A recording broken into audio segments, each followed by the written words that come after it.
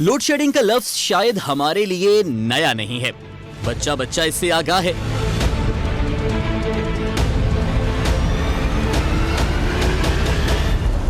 गर्मियां हो या सर्दियां, लोड शेडिंग एक ऐसा मेहमान है जो बिन बुलाए आ जाता है।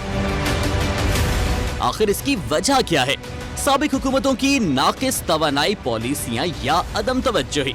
बस एक तमहीद चलती है कि इन मसाइल का जिम्मेदार साबिक हुकूमत और साबिक हुकूमत है। मियां साहब और नून लीग की हुकूमत है। हुकूमत को नुमाइंदा कहता है कि ये लोग बिजली का बिल नहीं दे रहे हैं, हम बिजली नहीं देंगे। पाकिस्तान में लोगों के लिए अजाब बना हुआ है, बिजली है नहीं, गर्मी की इंतहा है। नवाज शरीफ शहबाज शरीफ नहीं पता चल रहा कि ये बिजली कोई ऐसी चीज थी कि जो इन्होंने अपने साथ जाते हुए शॉपर में ले गए। कल से लोड शेडिंग जाने और आप जाने, हमसे बिल्कुल बड़ी जुम्मा है। लेकिन जो कोई भी हो, इसका जिम्मेदार खमियाजा सिर्फ और सिर्फ मासूम अवाम को ही भुगतना पड़ता है।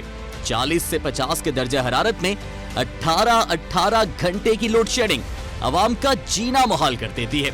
लाइट चली जाती है, कोई आने का टाइम नहीं है, कोई जाने का टाइम नहीं है, हमें कोई बचत नहीं है। हर घंटे बाद लाइट जा रही है। घर चले जाएं लाइट नहीं होती है, बाहर आ जाएं काम के लिए निकले तब लाइट नहीं होती है। वादे, नारे, ऐलानात और हुकूमती पॉलिसियां सिर्फ और सिर्फ इलेक्शन मुहिम और हुकूमत में आने के बाद कागजात की हद तक महदूद होकर रह जाते हैं। बिजली की पैदावार से खपत, ट्रांसमिशन लाइन से पावर प्लांट्स तक, सियासी तकर्रियों से बदइंतजामी तक मसाइल का एक अंबार लगा हुआ है। सितम ज़रीफी ये है कि कोई इन मसाइल को हल करने के लिए संजीदा नहीं है। बस एक आस होती है हर साले नौ पर कि क्या ये साल होगा लोड शेडिंग से खात्मे का साल? क्या मौजूदा हुकूमत की तवानाई पॉलिसी साबिक हुकूमतों से बेहतर है? क्या पाकिस्तान लोड शेडिंग फ्री मुल्क बन जाएगा? अस्सलाम वालेकुम नाज़रीन, हम न्यूज़ की खुसूसी ट्रांसमिशन में खुशामदीद। मैं हूं सादुल हसन। नाज़रीन, रोजमर्रा की जिंदगी में दरपेश हमें परेशानियों में सबसे बड़ी परेशानी वक्त बे वक्त की लोड शेडिंग और बर वक्त आने वाले बिजली के इजाफी बिल्स हैं। और ये वो परेशानी है जो बिला तफरीके ज़ातो नस्ल हम सबको दरपेश है। ऐसे में 9 और 10 जनवरी की दरमियानी शब बिजली के बदतरीन ब्रेकडाउन ने तमाम पाकिस्तानियों के जहन में ये सवाल खड़ा कर दिया है कि क्या नया साल लोड शेडिंग के पुराने मसले से खात्मे का साल होगा या फिर इस साल भी हमें अंधेरों का सामना करना पड़ेगा? ये वो बुनियादी सवाल है जो आज की इस ट्रांसमिशन में हम अपने गेस्ट से करेंगे। इसके साथ साथ वो मेजर क्वेश्चंस जिनका हम आज की ट्रांसमिशन में अहाता करने की कोशिश, उनके जवाबात जानने की कोशिश करेंगे। सबसे पहले उन पर एक नजर डाल लेते हैं। सबसे पहले हम जानेंगे कि हुकूमत की तवानाई पॉलिसी क्या अच्छी है या बुरी? ये हमारा सबसे पहला सवाल होगा। उसके बाद हम बात करेंगे गुज़श्ता हफ्ते कराची से खैबर तक बिजली का ब्रेकडाउन क्यों हुआ, उसकी वजूहात क्या थी। इसके बाद डिस्कस करेंगे कि महंगाई से डसी हुई आवाम पर बिजली बॉम्ब, बिजली एक बार फिर महंगी क्यों हुई और क्या मजीद महंगी होने के भी खदशात हैं। इसके बाद बात करेंगे 2020 कराची में बदतरीन लोड शेडिंग का साल रहा, क्या 2021 में भी कराची में लोड शेडिंग होगी या फिर रोशनियां हकीकी मानों में लौट कर आएंगी। इसके साथ साथ हम सवाल करेंगे कि क्या 2021 पाकिस्तान में लोड शेडिंग के खात्मे का साल होगा या 2021 में भी यही शिकवा, यही गिला बरकरार रहेगा कि बिजली एक बार फिर चली गई। ये वो सवालात हैं जिनका आज की ट्रांसमिशन में अहाता करने की कोशिश करेंगे। गेस्ट का तारुफ कराएंगे। हमारे पास हुकूमत से भी, अपोजिशन से भी, एनर्जी सेक्टर से ताल्लुक़ रखने वाले माहिरीन होंगे और तज्ज़ियाकारों का पैनल इस ट्रांसमिशन में हमें ज्वाइन करेगा। सबसे पहले हमारे साथ स्टूडियो में मौजूद हैं साबिक प्राइम मिनिस्टर शाहिद खाकान अब्बासी साहब और as an impartial voice of reality हमारे साथ हैं सीनियर एंकर पर्सन मोहम्मद मालिक साहब। आप दोनों हज़रात का बेहद शुक्रिया हमें यहाँ पर वक्त दिया। अब्बासी साहब, सबसे पहले आपसे ये जानना चाहेंगे कि पाकिस्तान मुस्लिम लीग नून की जब गवर्नमेंट थी तो जो बड़े क्रेडिट्स अपने गवर्नेंस में लेते हैं उनमें top of the line load shedding का खात्मा है। सवाल यह है कि आपकी जो लोड शेडिंग का खात्मा करने की पॉलिसी थी, क्या वो इतनी लॉन्ग टर्म और मौसर नहीं थी जो इस नई गवर्नमेंट के पहले 2.5 साल में भी नजर नहीं आती? फिर लोड शेडिंग 2025 तक पाकिस्तान में लोड शेडिंग नहीं होनी चाहिए, ये एक हकीकत है। हमने 12,000 से ज़्यादा मेगावाट बिजली नई ऐड की सिस्टम में। ये इस वक्त जो बिजली है पाकिस्तान में उसकी 50% इस पीरियड में ऐड की गई, जिसमें से 10,000 मेगावाट थर्मल जनरेशन है, यानी कोल और LNG बेस्ड, ठीक है। और उसके बाद आपका नीलम झेलम है, तरबेला 4, ये बड़े प्रोजेक्ट हैं। नदीपुर भी शुरू हुआ, छोटे मोटे और भी शुरू हुए। तो लोड शेडिंग होनी नहीं चाहिए, ये पहली बात है।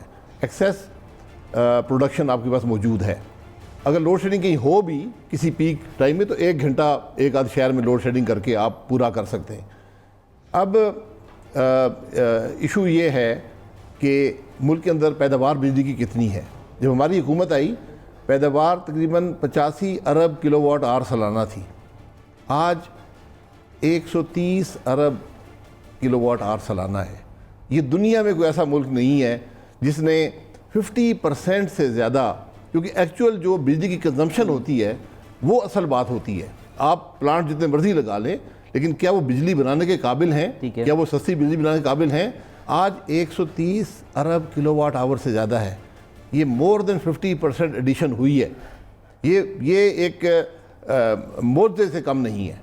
लेकिन अब मुझे अफसोस है कि हुकूमत की नाअहली और इनकॉम्पिटेंस की वजह से, और उसमें और भी आंसर हैं, मैं किसी पर इल्ज़ाम नहीं लगाता, लेकिन ये मुमकिन नहीं है कि वही लोग जो निज़ाम चला रहे थे आज इस किस्म की इनकॉम्पिटेंस नज़र आए। ठीक है मालिक साहब, अब्बासी साहब की गुफ्तगू वही आर्ग्यूमेंट है जो PMLN देती है कि जी हमारे पास तो जनरेशन बहुत ज़्यादा थी और 1 घंटे की लोड शेडिंग ठीक है कहीं हो जाए, लेकिन मैनेजमेंट हो जाती थी।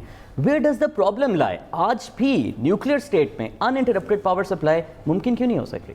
नहीं, एक तो देखें, एक तो करप्शन बहुत बड़ी वजह। आज भी आपके line losses one of the highest in the world है। आपकी जो थेफ्ट है, एक तो लाइन लॉसेस है जो टेक्निकल लाइन लॉसेस हैं, ट्रांसमिशन लाइन्स हैं, क्वालिटी के नहीं है, सब कुछ है, फिर बदमाशी से कुंडा भी डल रहा है, वो और चीज़ें। लेकिन जो थेफ्ट है वो आपका आज भी हाईएस्ट इन द रीजन है and one of the highest in the world है। वो ना इनकी गवर्नमेंट ने उस पर काबू पाया, ना इस गवर्नमेंट ने उस पर काबू पाया। और मैं बल्कि अभी शायद से पूछता हूँ ना, एक बड़ा मीनिंगफुल जुमला बोला है इन्होंने, कहा कि लोग तो वही हैं, अब वंडर क्या हो रहा है, काम क्यों नहीं हो रहा। तो क्या वो अगर वही लोग हैं तो फिर क्या है, वो खांचों में लग गए हैं, क्या सीन है? नहीं, जब ऊपर वाले खांचे में हो तो नीचे वाले खांचा लगा लेते हैं।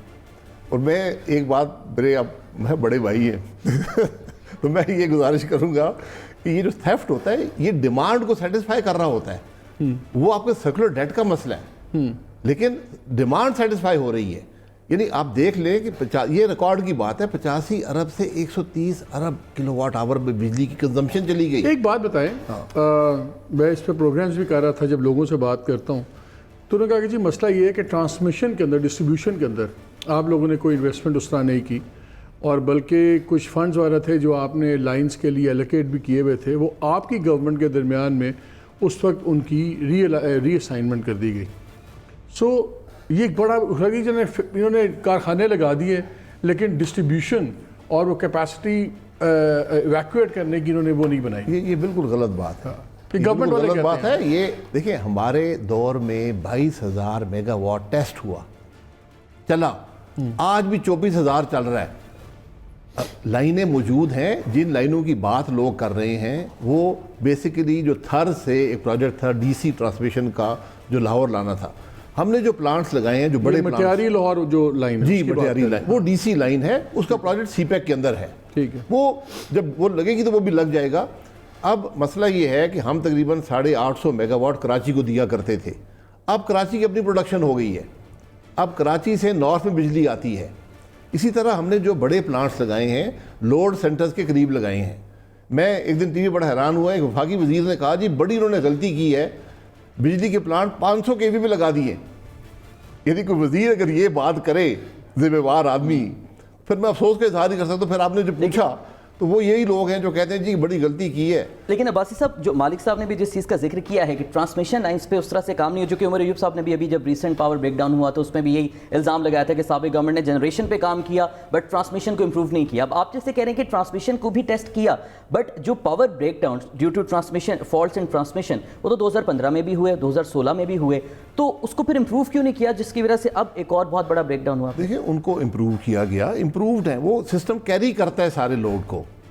जो प्रॉब्लम इस दफ़ा हुआ, जो कि कोई वजीर में हैरान हो कि बताते क्यों नहीं है, सच्ची बात क्यों नहीं करते, आपका एक बड़ा प्रोडक्शन यूनिट सिस्टम से निकल गया। आपने एक्सेस कैपेसिटी जनरेट आप सिस्टम में नहीं कर रहे थे। जब वो निकला तो इसको कैस्केडिंग इफेक्ट कहते हैं। एक ट्रिप हुआ, उसके नीचे दूसरा, जब लोड शिफ्ट होता गया सारे ट्रिप कर गए। ये पाकिस्तान में पहले भी हो चुका है, उसकी वजूहत उसमें फ़र्क थी। उसमें बेसिकली कुछ ट्रांसमिशन, आई थिंक टावर को कुछ प्रॉब्लम हुआ था, कुछ ये जो फॉग के अंदर होता है जंप करती है, शॉर्ट सर्किट हो जाता है, वो हुआ था। इस दफ़ा बेसिकली एक प्रोडक्शन यूनिट निकल गया आपका गुदू में, और कैस्केड इफेक्ट से सारा आपका सिस्टम बंद हो गया, और उसको रिवाइव करने में टाइम लगता है। ये सच्ची बात कर देते तो कोई ये टेक्निकल फॉल्ट्स हैं, ये होती हैं सिस्टम में। इसमें अमेरिका में न्यूयॉर्क 3 दिन बंद रहा था, न्यूयॉर्क शहर, न्यूयॉर्क स्टेट 3 दिन बंद रही थी, यही कैस्केड इफेक्ट था। कनाडा में ट्रिप किया सिस्टम ने और पूरा न्यूयॉर्क स्टेट ट्रिप कर गई थी। ठीक है मालिक साहब, इससे पहले कि अब्बासी साहब से आईपीपीएस वाले मामले पे बात करेंगे, जो महंगे मुआहदों की बात होती है, असल मसला घूम फिर के बहस तो उस पर आती है, वो रिपोर्ट पब्लिक क्यों नहीं हो रही, उसमें क्या हर्डल्स है? बिकॉज उसको पब्लिक के बगैर पहली बात तो ये है कि ये एनटीडीसी जो है ना, आई थिंक ये इसका बड़ा सीरियस रिव्यू की ज़रूरत है कि एनटीडीसी किस तरह ऑपरेट करता है, क्या करता है। ये एक बड़ी क्रूड एग्जांपल है, वो मैं टेलीविजन पे दे नहीं सकता, लेकिन वो पंजाबी में एक बोलते हैं कि सारी एक चीज़ ख़ानदान में गायब हो जाए। एक मकअप होता है, उसको आप समझ गए, वो मकअप होता है, उसमें जो सारे सरकार चला रही है उसको इन्वेस्टिगेट भी सरकार चला रही है। एनटीडीसी के नीचे का पावर सेंटर जो सी कंपनी है, वो जो सी रिपोर्ट बनाएगी, ये एक दूसरे पे पर्दे डालते हैं। मेंटेनेंस एनटीडीसी का काम है कि ये स्टैंडर्ड्स अप्लाई करे, सब कुछ करे। बात हो रही थी कि अभी चीज़ें निकलेंगी कि वो दोज लाइंस वॉश्ड प्रॉपरली, क्या उनकी कोटिंग हुई थी, नहीं हुई थी, बहरहाल। लेकिन पहली इंस्टिंक्ट होती है कवर अप करने की, पहली इंस्टिंक्ट। इसलिए अच्छा, अब आप देख लें कि जो इन्वेस्टिगेट भी होगा, अब वो कह रहे हैं जी नेपरा जो है इसके अंदर ये करेगा, नेपरा इन्वेस्टिगेट करेगा। नेपरा की स्टाफिंग क्या है?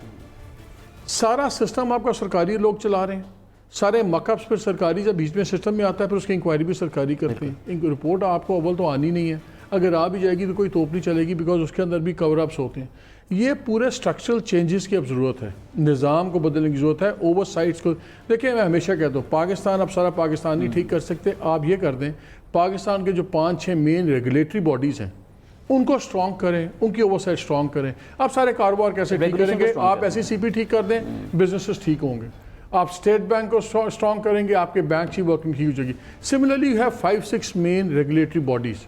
मोनोपोलिस कमीशन करें, आप कार्टल्स तोड़ देंगे। कभी यहाँ चीनी का कार्टेल, कभी जनाब माफिया वो गंदम का, कभी सीमेंट का। क्यों? क्योंकि जो मोनोपोली कमीशन है उसको आप खड़ा नहीं होने देते, आप SECP को नहीं खड़ा होने देते। सिमिलरली पावर सेक्टर में, एनर्जी सेक्टर, और one of the biggest games जो हैं इस मुल्क में वो एनर्जी सेक्टर में। यहाँ के जो GS से बैठे होते हैं, जो DG ऑयल्स बैठे होते हैं, पिछले 4-5 DG ऑयल्स की इंक्वायरी करवा लें, आपको पता लग जाएगा। ये एक एयरलाइन चलाते हैं, वो इनकी 5 एयरलाइंस खरीद सकते हैं। अब्बासी साहब, एक तो ये मालिक साहब ने भी इंकशाफ कर दिया, दूसरा जो गवर्नमेंट आपकी गवर्नमेंट पर इल्ज़ाम लगाती रही है, इवन टुडे लगता है इल्ज़ाम कि IPPs के साथ महंगे माहदे आप लोगों ने कर लिए, ठीक है, उनके साथ US डॉलर इंडेक्सेशन के साथ माहदे आपने कर लिए, इन्हें मुश्किल में डाल दिया, और मुश्किल में डाल दिया हमें कंज्यूमर्स को। बिल बिजली के महंगे हम देते हैं, महंगे माहदे क्यों कर गया आप? सो बिस्मिल्लाह, माहदे रख दें टेबल पे, कब किसने रोका है? हमारे जो प्लांट्स हैं, 4 LNG बेस्ड हैं, 3 कोल हैं, ये इस वक्त पाकिस्तान की सस्ती तरीन जनरेशन कर रहे हैं। वो मेगा मायदा कैसे हो सकता है? जो प्लांट आपको सस्ती तरीन जनरेशन कर रहा है, जो आपके मस्ट रन प्लांट्स होने चाहिए, ये जो आपके 4 LNG के प्लांट्स हैं ना, ये चला ही नहीं सकते। आज बंद हो गया, कल चला दिया, 2 घंटे चलाया, बंद कर दिया। ये इस तरह बने हुए नहीं है, तबाह हो रहे हैं प्लांट्स। ये सारे के सारे हुकूमत की मलकियत हैं। अगर महंगे हैं तो पैसा वापस हुकूमत को आ रहा है। ये भी आपको पता है कि इनका टैरिफ 3 दफ़ा डाउनवर्ड रिवाइज हुआ। डॉलर इंडेक्सेशन, डॉलर में चीज़ पाकिस्तान में लगेगी, डॉलर इंडेक्सेशन ही होगी। पाकिस्तान में हर IPP डॉलर इंडेक्सेशन पे लगा हुआ है, ये करनी पड़ती, वरना कोई इन्वेस्ट नहीं करेगा। आज इसमें गवर्नमेंट कहाँ इक्वल फुटिंग्स उनके साथ मुआहदा करे थी? क्योंकि डॉलर इंडेक्सेशन में तो कल रुपये डिवैल्यू होगा, प्रॉफिट सीधा सीधा IPPs को होगा। भाई जी, नुकसान तो फिर नहीं, डॉलर डिवैल्यू, उनके खर्चे डॉलर्स में हैं, उनके लोन्स डॉलर्स में हैं, उसी में पे करते हैं। ये कोई ऐसे आम वायदा नहीं होता कि डॉलर कर दिया। ये डॉक्यूमेंट्स हैं, हुकूमत के डॉक्यूमेंट्स हैं, ये कंपनीज डॉक्यूमेंट नहीं बनाती। ये 94 से डॉक्यूमेंट बना हुआ है, उसी के तहत मायदे होते हैं, एक यूनिफॉर्म डॉक्यूमेंट है। ये जो हमारे वजीर हैं, उनको पता है, उनको खुद IPPs हैं वजीरों के, उनको खुद पता है ये क्या है। और फिर बातें करते जी इंडेक्सेशन कर दी। मुझे लगा देना रुपए के अंदर प्लांट लगा के दिखा दें। तो हमने जो लगाए हैं वो तो सारे पैसे वापस आ रहे हैं। टैरिफ मुकर्रर करता है नेपरा, हुकूमत नहीं करती। वो कहता है जनाब कि ये प्लांट की कीमत है, इतना हिस्सा डॉलर इंडेक्स्ड होगा, इतना हिस्सा रुपये में होगा, ये आपको नफ़ा मिलेगा इन्वेस्टमेंट पे, ये वो डिटरमिन करता है। और उसके बाद वो मायदा करता है, वो टैरिफ देता है, उस टैरिफ में मायदा होता है। फिर दूसरी बात ये है कि जो टैरिफ दिया जाता है डिस्कोस को, उसके अंदर ये महंगा हो सस्ता हो सारा शामिल है। ठीक है, आप महंगा तरीन मायदा भी कर लें। हमारे महंगे तरीन मायदे कौन से हैं? सोलर के, विंड के, ये हमारे महंगे तरीन मायदे। महंगी तरीन बिजली कहाँ बन रही है? जो हमारे पुराने प्लांट्स हैं, जो 28% एफिशिएंसी पे हैं, 32% एफिशिएंसी पे हैं, 35%, वो महंगे बिजली प्रोड्यूस करते हैं। ये बात अब कोई बताता नहीं है, कहते हैं महंगे हो गए। जो महंगा मायदा हुआ है टेबल पर रख दें, और 2.5 साल में आपको मायदा मिला नहीं है।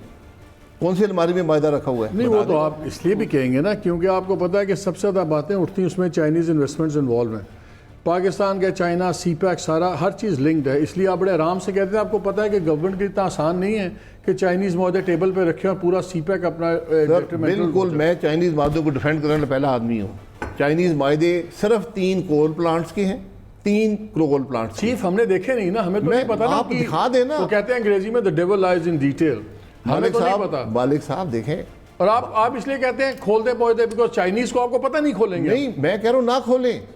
ये टैरिफ मायदे जो हैं ये नेपरा के टैरिफ के तहत हैं।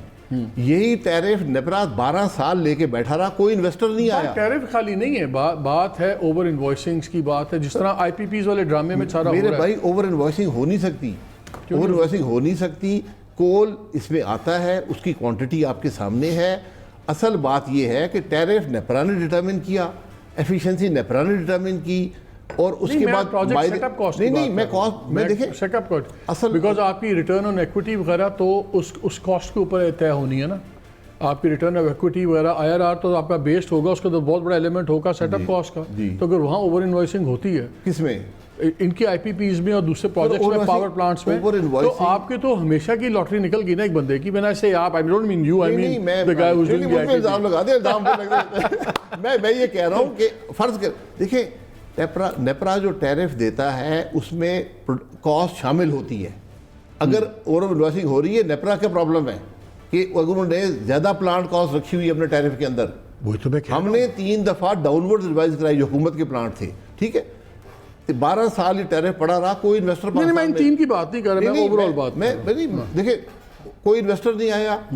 चीन के 3 प्लांट्स लगे हैं, एक साहिवाल में है, एक पोर्ट कासिम में है। पोर्ट कासिम वाला कतरी इन्वेस्टमेंट है, कतरी चाइनीज इन्वेस्टमेंट है। जो हब वाला है पाकिस्तानी चाइनीज इन्वेस्टमेंट है। तो अच्छा, इसमें वैसे एक चीज़ मुझे आई थिंक पॉइंट आउट करना जरूरी है, which goes to the favour also. बड़े लोग समझते हैं, बड़ी बहस होती थी वो चीज़ साहिवाल में कहाँ लगा दिया दरमियान में, खेतों के दरमियान। देखिए अभी जब आपका ये लोड शेडिंग में, अभी जो लोड शेडिंग और इंसिडेंट हुआ, सर्दियों में हाइडल बहुत थोड़ा होता है, ना होने के बराबर होता है। आपकी सारी ट्रांसमिशन फ्लो करती है साउथ टू नॉर्थ, ठीक है ना, इसलिए बड़ा एक फ्लो आता है। One of the biggest consumers is Punjab power का। पंजाब का सेंटर ऑफ कंजम्पशन के नज़दीक आपके प्लांट्स होने चाहिए थे। ये एक बैलेंसिंग फैक्टर आया था जब ये लगे थे साहिवाल वगैरह में। It had a plus thing also कि जो आपकी लोड डिस्ट्रीब्यूशन है उसके लिए it was a better thing. Because शुरू में मैं भी कहता था कहाँ इन्होंने लगा दिया बीच में। सही बात है। फिर ऑयल वहाँ से कोल लाएंगे। दूसरी मैं एक बात बता दूँ, ये जो एफिशिएंसी की बात है, कोई काम ठीक इन्होंने भी किए, मैं थोड़े से हमने एक आध किया ही है। चोरी जो होती है ये होती इसलिए इस तरह है कि आप एफिशिएंसी प्लांट की कम लिखते हैं, कॉन्ट्रैक्ट में एफिशिएंसी ज़्यादा होती है। ये गैस में इसका फ़ायदा ज़रा कम होता है। गैस में एक प्रॉब्लम ये है कि वो बिल की जो बिल होता है उसके हवाले से वो गैस नहीं लेते, वो अपनी एफिशिएंसी के हवाले से लेते हैं। ठीक है, उधर पेमेंट कम करते हैं। अब गैस आप कहीं लेके नहीं जा सकते, कोल आप कहीं लेके नहीं जा सकते। असल मसला तेल का है। तेल में आप उसको बाजार में बेचा जाता है, और सबसे ज़्यादा जो बिका है वो डीजल बिका है, जो 4 पावर प्लांट्स थे। लेकिन मैं एक बात और इसमें कर दूं जो IPPs के हक में जाती है। एफिशिएंसी बेस्ड होती है इन्वेस्टमेंट पे। आप बेहतर मेंटेनेंस करेंगे, एफिशिएंसी ज़्यादा मिलेगी। तो उनको इंसेंटिव होता है कि कॉन्ट्रैक्ट में अगर 42.5 लिखी हुई है तो वो इन्वेस्टमेंट करके उसको 44 कर लें या 43 कर लें, आधी %, 1%, 1.5% एफिशिएंसी बढ़ा दें, ये उनको फ़ायदा हो जाता है। आपको वही पैसे देने पड़ते हैं जो आपके कॉन्ट्रैक्ट में हैं। आपने कॉन्ट्रैक्ट पेमेंट करनी है। लेकिन वही जो आप बात कर रहे हैं टेक और पे कॉन्ट्रैक्ट्स की, मतलब वो जो नेचर ऑफ कॉन्ट्रैक्ट्स या एग्रीमेंट्स पे अभी तनकीद की जाती है मौजूदा गवर्नमेंट की जानिब से कि टेक और पे कॉन्ट्रैक्ट्स आपने किए कि जी अगर प्लांट्स लगे हुए भी हैं, अगर वो कंज्यूम नहीं भी हो रही तो पैसे देने हैं, जिसकी वजह से मेरे भाई ये इतनी मज़ाक़ खेज़ बात है, ये बचगाना बात है। आपके ख्याल में कोई आदमी आएगा और वो पावर प्लांट लगा देगा और वो कहेगा अच्छा जब मुझसे बिजली लेनी तो ले लेना, ना ले तो ना लेना। मौजूदा गवर्नमेंट कैसे कन्विंस कर रही है? टेक एंड पे कॉन्ट्रैक्ट दुनिया में नहीं है, दुनिया में नहीं है। टेक एंड पे अगर आपने करना हो ना, फिर टैरिफ आपको 2.5 गुना देना पड़ेगा। मिल जाएगा आपको टेक एंड पे कॉन्ट्रैक्ट, इस टैरिफ पे नहीं मिलेगा। इस टैरिफ में उसकी डिस्पैच आपकी जिम्मेदारी है। आप कहते हैं भाई तुम प्लांट लगा दो, ठीक है, मैं तुम्हें पैसे दूंगा प्लांट लगाने के, जब मैंने चलाना होगा तो मैं तुम्हें फ्यूल की कॉस्ट भी दूंगा और मुझे बिजली दे देना। टेक एंड पे में ये है कि मैं लगा के बैठा हूँ, जब आपने लेना देखिए होना क्या चाहिए, ऐसे होता नहीं, होना क्या चाहिए था वो इनकी बात ठीक है। उस ज़माने में जब आपके पास पावर शॉर्टेज थी, आपने you had to make it either or capacity charges pay आप करेंगे। जहाँ इनकी गवर्नमेंट्स ने मकअप किया तो ये किया, इन्होंने प्रॉपर डिलीजेंस नहीं की, मैसिव ओवर इन्वॉइसिंग हुई, मैसिव ओवर इन्वॉइसिंग हुई। अभी मैं नाम नहीं ले रहा, मैं अपने प्रोग्राम हमने किए भी हैं और भी करेंगे कि जिसमें एक पर्टिकुलर बहुत बड़े बिजनेसमैन हैं जो इनके प्राइम मिनिस्टर के बहुत लाडले भी होते थे, उनका जो प्रोजेक्ट था मैसिवली ओवर इन्वॉइस था। उसी कैपेसिटी का उस ज़माने में हम काम कर रहे थे। आप नेट पे जाके अभी चले जाएं उस ज़माने की, आपको जो नेट पे प्लांट्स की कीमतें होती थी उससे भी वो ज़्यादा महंगे थे, जो टाउटेड प्राइसेस आप एक कोट कर रहे हो। ठीक है, वो इन अ वे इनडायरेक्ट पार्टनर भी हैं मौजूदा वज़ीर के साथ भी। ना इन लोगों ने एफिशिएंसी ऑडिट की है, ना होने दिए, उन्होंने स्टेज भी ले लिए, सब कुछ कर लिया। ना इनवॉइसिंग के ऊपर उन्होंने चेक किया, जो 20 मिलियन का प्लांट था वो 40 मिलियन में हुआ।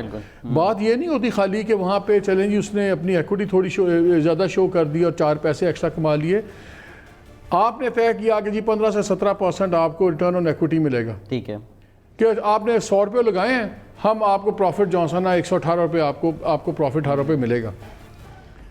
अब उसमें ज़रूरी था 25-25 साल के कॉन्ट्रैक्ट हैं कि जो रिटर्न ऑन इक्विटी, जो उसकी इक्विटी है, उस इक्विटी को तुम चेक तो करो। इसने वाकई 100 लगाया, पर अगले 25 साल उसकी बेसिस पे उसके प्रॉफिट्स हैं, उसकी बेसिस पे आपके गारंटीड हैं, टैरिफ्स वगैरह अपनी जगह पे हैं, लेकिन रिटर्न ऑन इक्विटी जो बिलियंस में बन जाती है सारे प्रोजेक्ट की, वो किसी ने नहीं की वेरी कन्वीनियंटली। ठीक है, वो आज तक नहीं हुआ। मैं हमारे साथ मुझे इजाज़त दे दें, आप जो बात कह रहे हैं उसमें कुछ हकीकत है, सारी नहीं है। पहली बात यह है, हर पावर प्लांट जो पाकिस्तान में लगा है वो ओवर इन्वॉइस्ड है, ठीक है, इसमें कोई शुबा नहीं है, ठीक है, जब से लग रहे हैं। बात यह है कि ओवर इन्वॉइसिंग की अपॉर्चुनिटी आपने अपनी नलायकी से दी है।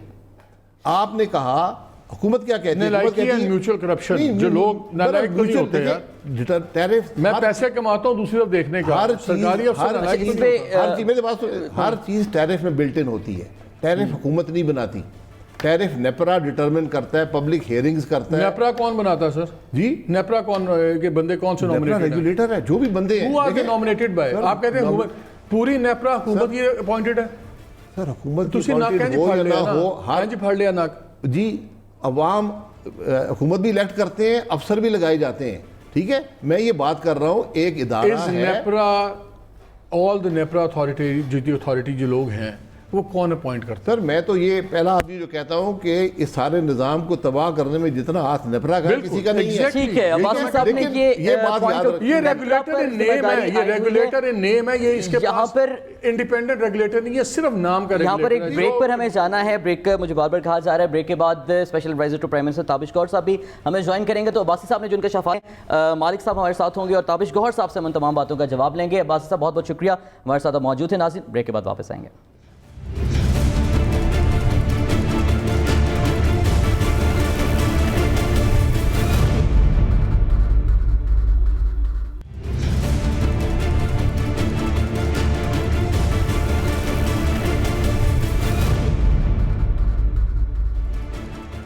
वेलकम बैक नाज़रीन। ब्रेक से पहले हम बात कर रहे थे शाहिद खाकान अब्बासी साहब से। मोहम्मद मालिक साहब हमारे साथ मौजूद हैं और हमें ज्वाइन किया है special adviser to prime minister on energy Tabish Gauhar साहब ने।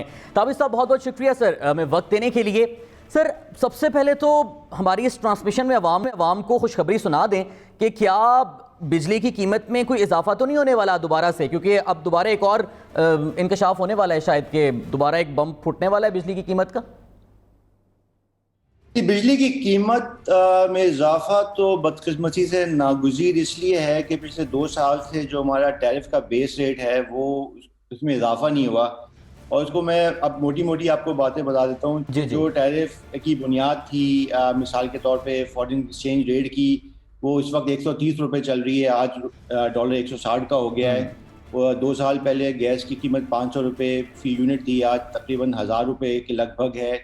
और सबसे ज़्यादा अहम बात यह है कि पिछले 2 साल में तकरीबन 250 रुपये का जो नया कैपेसिटी चार्ज सिस्टम के अंदर आया है, नए प्लांट्स जो लगे हैं जो कि औसतन जैसे पहले बात हो रही थी 20 से 25% ज़्यादा महंगे हैं और हमारी ज़रूरत के हिसाब से भी 40 से 50% ज़्यादा हैं बनिस्बत हमारी बिजली की तलब के। और जो पहले 10 साल का जो बिजली के नर्ख हैं वो दुगने हैं अगले 15 साल के। तो ये जो महंगे मुआहदे हुए और महंगी बिजली है उसका खमियाजा कभी ना कभी तो हमें भुगतना था। उसकी वजह से ये नागुज़ीर हो गया है कि कुछ बिजली की नर्खों में इजाफा किया जाए। इसके साथ साथ IMF का भी दबाव है, वो भी कहते हैं कि या तो आप सब्सिडी दें, सब्सिडी के लिए बहुत पैसे चाहिए होते हैं, अगर आप सब्सिडी नहीं दे सकते तो फिर ये जो बोझ है उसका कम से कम जो हिस्सा एक सियासी हुकूमत बर्दाश्त कर सकती है उसको अवाम तक मुंतकिल करना नागुज़ीर हो गया है। अच्छा ताबिश गौहर साहब, आपने महंगे मुआहदों का जिक्र किया है, तो उस हवाले से जो IPPs के साथ आपकी रीनेगोशिएशन चल रही है उस हवाले से बता दें क्या डेवलपमेंट हुई है और क्या किसी एग्रीमेंट पॉइंट पे पहुंच पाए आप लोग? ये मुआहदे MOU की मद में हुए थे अगस्त में, 6 महीने का वक्फा था, फरवरी तक इंशाल्लाह इसको हतमी शक्ल दे दी जाएगी। आखिरी मराहिल में है, थोड़ी सी तफसील मैं दे देता हूँ। तकरीबन 50 के करीब IPPs ने रज़ाकाराना तौर पे टेबल पे आए और हमारे साथ इस बात में मुत्तफ़िक़ हुए कि ये जो बोझ है बिजली के शोबे पे और मईशत पे ये मुतहम्मिल नहीं हो सकता जो बिजली के नर्ख अभी हैं। तो उन्होंने तकरीबन 20 से 25% की औसतन रियायत दी है अगले 20 साल में बिजली के नर्खों में, जिसका असर आवाम तक पहुँचेगा इंशाल्लाह। बहुत ज़्यादा असर तो नहीं होगा, 35 से 40 पैसे फ़ी यूनिट, लेकिन उसके साथ साथ उसी बुनियाद पर हमने जो अपने हुकूमत के पावर प्लांट्स हैं बशमूल RLNG के और जो न्यूक्लियर प्लांट्स हैं जो कि लगे हुए हैं और जो आने वाले हैं उसमें ज़्यादा कटौती की है, 30 से 70% कटौती की है। तो इन दोनों को मिला के अगले चंद सालों में इंशाल्लाह 1 से 2 रुपये फ़ी यूनिट की कमी आएगी बिजली के नर्खों में। उसी के साथ साथ मैं बताता चलूँ कि ये जो पेमेंट की होगी या अदायगी होगी ये ऑडिट के बाद ही होगी, इसमें कोई शक नहीं होना चाहिए। और ये सवाल जो बार बार उठ रहा है कि बगैर हमने जांच पड़ताल के ये मुआहदा कर लिया, ऐसा नहीं है। और ताबिश साहब, कंप्लीट पेमेंट ऑडिट के बाद होगी या फिर पीरियडिकली कुछ इंस्टॉलमेंट दे दी जाएगी और बाकी ऑडिट के बाद देंगे? पेमेंट प्लान इस वक्त जो तय हुआ है वो ये है कि अगले 1 साल में 3 किस्तों में 1 तिहाई और उसमें 1 तिहाई में भी कुछ हिस्सा कैश का होगा, कुछ PIB बॉन्ड्स होंगे। तो अगले 1 साल में इंशाल्लाह इसकी अदायगी होगी। इस दौरान हुकूमत पाकिस्तान कभी भी अपने हक़ से दस्तबरदार नहीं होगा कि अगर कोई भी चीज़ सामने आती है ऑडिट के ज़रिए जिससे साबित होता है कि कुछ गड़बड़ हुई थी पहले, क्योंकि ये अब याद रखें कि ये मुआहदे 1990 से लेके अब तक के चले आ रहे हैं। 30 साल का मवाद इकट्ठा करना और देखना कि कब क्या हुआ और क्या कुछ निकाला जा सकता है, इसमें वक्त दरकार है। तो आज हमने ये फैसला किया कि जो मुआहदे हैं जो 1990 से चले आ रहे हैं उसके तहत जो भी बकाया जात हैं तकरीबन 450 अरब रुपये, जो कि सर्कुलर डेट का बहुत बड़ा हिस्सा है, उस पर 10% सूद हम अदा कर रहे हैं। 10% सूद बहुत बड़ी रकम होती है, उसको कम करने के लिए ये पेमेंट होगी अगले 1 साल के अंदर। लेकिन इसके साथ साथ हीट रेट ऑडिट भी होगा जिसका जिक्र पहले हो रहा था, डिपेंडेबल कैपेसिटी टेस्ट का भी ऑडिट होगा। और एक बड़ी अच्छी बात हुई है मेरे ख्याल में, जो पहले मेरे ख्याल में शायद खाकान भाई साहब कह रहे थे कि अगर कोई ज़्यादा एफिशिएंट प्लांट है तो वो उसके हक़ में ही बात जाती थी। गोइंग फॉरवर्ड वो अगर हीट रेट में या एफिशिएंसी में थोड़ी बहुत सेविंग करता है तो उसकी शेयरिंग भी हमारे साथ वो करेंगे।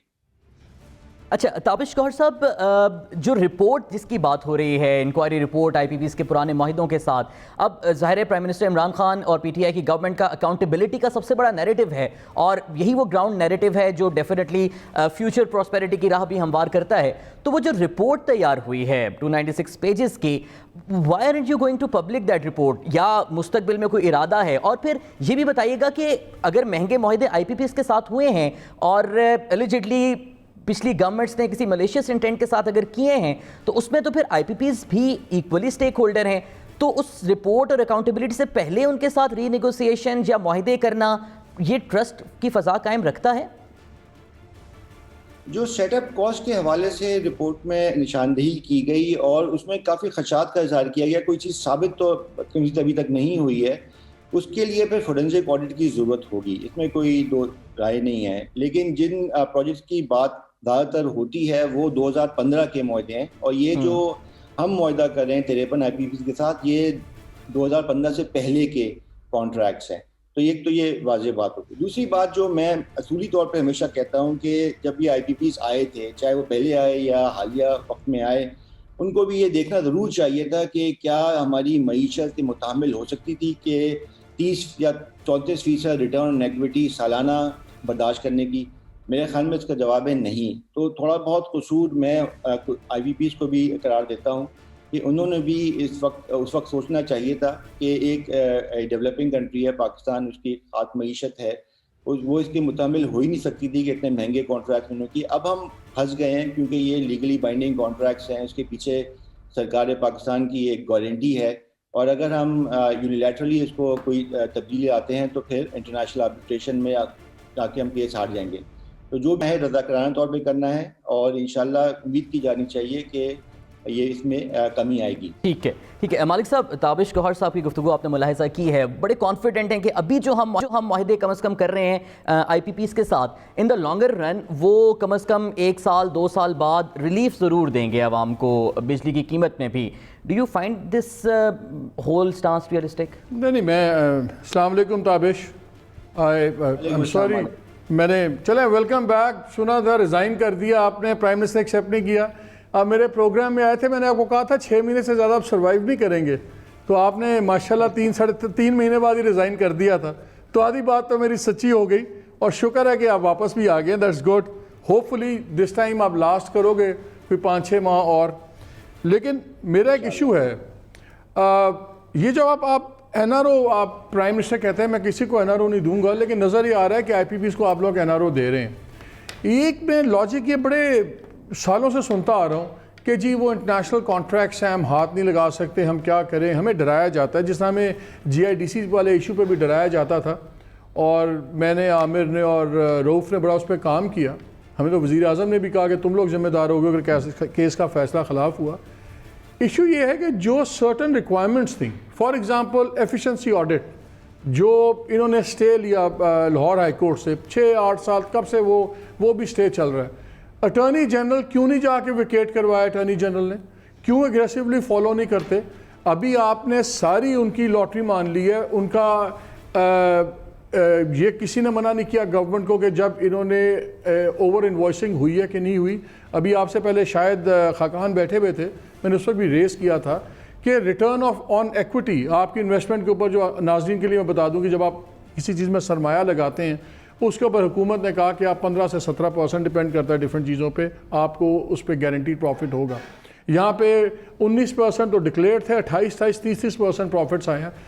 हम सारी कौम पैसे दे रही है आईपीपीएस को रिटर्न ऑन इक्विटी के ऊपर, गारंटीड के ऊपर, उस इन्वेस्टमेंट पे जो किसी ने वेरीफाई नहीं की।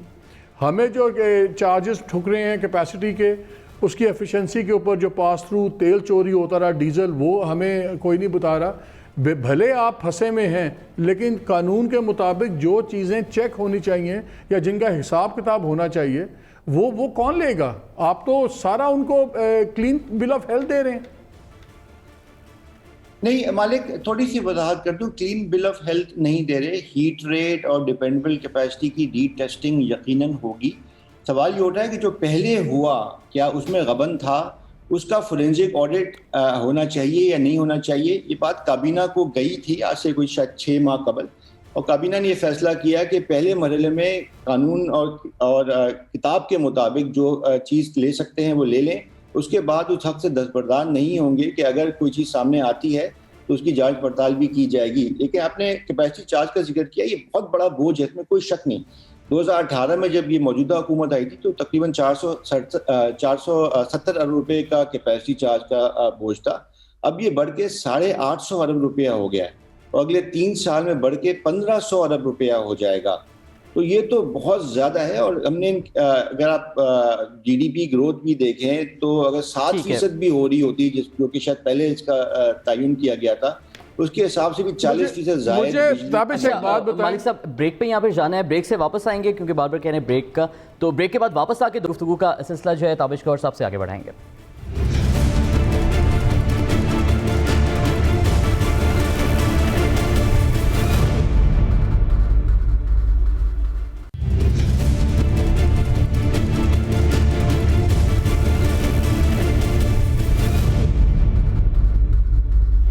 वेलकम बैक नाज़रीन। ब्रेक से पहले बात हो रही थी ताबिश गौहर साहब से, हमारे साथ मौजूद है मालिक साहब, हमारे साथ मौजूद है। मालिक साहब, ताबिश गौहर साहब जो बात कर रहे हैं आईपीपीज़ की अकाउंटेबिलिटी की और उसके बाद उन्हें पेमेंट कंप्लीट की जाएगी, आप फोर्सी कर रहे हैं इस अकाउंटेबिलिटी को, इन सारी चीज़ों को क्लियर कर? अकाउंटेबिलिटी नहीं है। जब ये मोहम्मद अली साहब की रिपोर्ट आई उससे पहले अप्रॉक्सीमेट ये कहा जाता था कि 1500 बिलियन लेना है।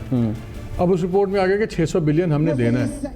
मैं 3-4 चीज़ें आपको जरा बता तो ताबिश है लाइन पे हमारे साथ? जी हमारे साथ। हाँ, एक रिव्यू होना चाहिए था, जिस तरह इन्वेंट्री मेंटेन करनी थी इन्होंने रूल्स के तहत, ऑयल वगैरह की सारी, वो कोई 20 बिलियन का क्वांटम था, वो भी कोई इन्वेंट्री नहीं हुई, आज तक किसी ने नहीं पूछा, और उसके भी क्वांटम की एक चीज़ें टुकती हैं।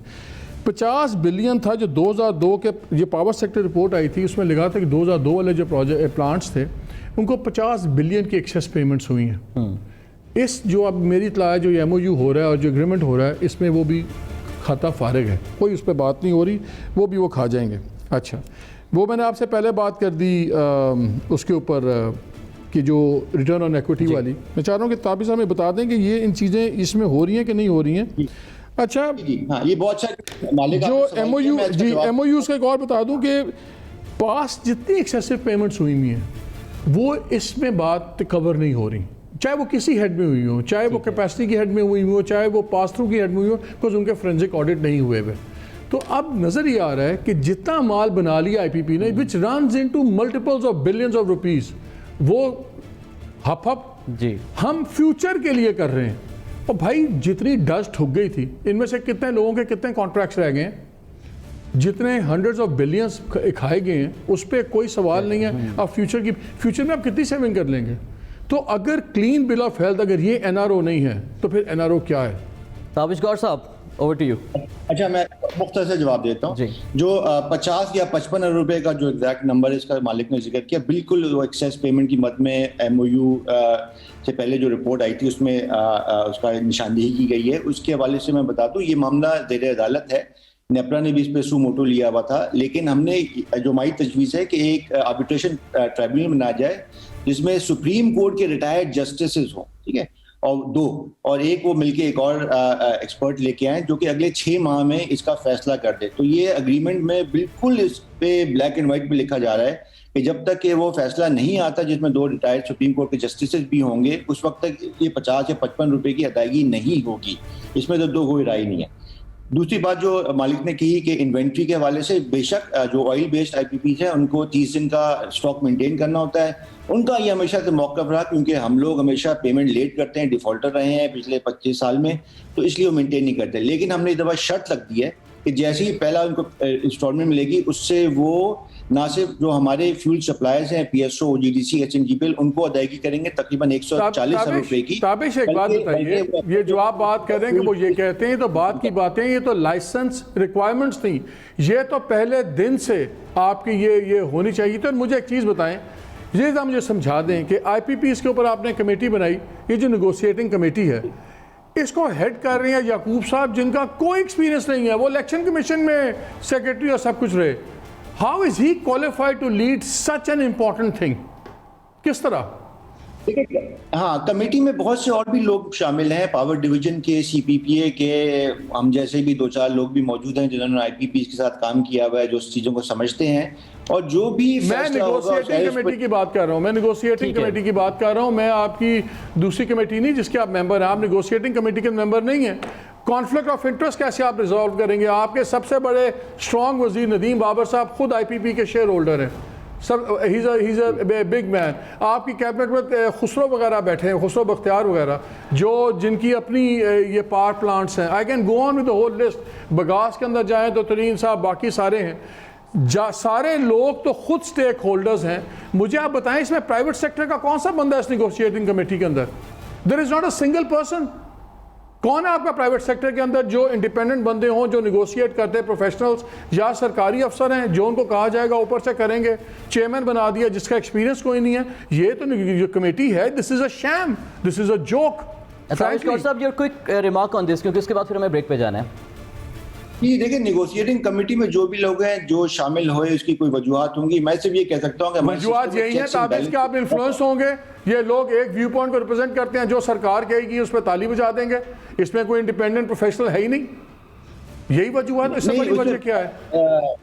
मालिक, बहुत चेक्स एंड बैलेंसेस हैं सिस्टम के अंदर, ये कोई गलत काम निकल नहीं जाएगा ऐसे, मैं आपको यकीन से कह सकता हूँ। इसमें बहुत से अच्छा, अगर सिस्टम इतना अच्छा चल रहा था Tabish, on a lighter side, आपने रिजाइन क्यों किया था? वो तो जाती वजूहात की बना पे, जाती प्रोफेशनल जाती होता है ना वो। अगर सब इतना हंकी डोरी है, सारे बड़े फरिश्ते हैं, हर कोई मुल्क, हर कोई कायदे आज़म का बना रहा है पाकिस्तान, तो फिर दुबई से आप आ गए थे, फिर रिजाइन करके वापस क्यों चले गए थे? कैसी जाती ना क्या करें? ऐसे नहीं मानते हम।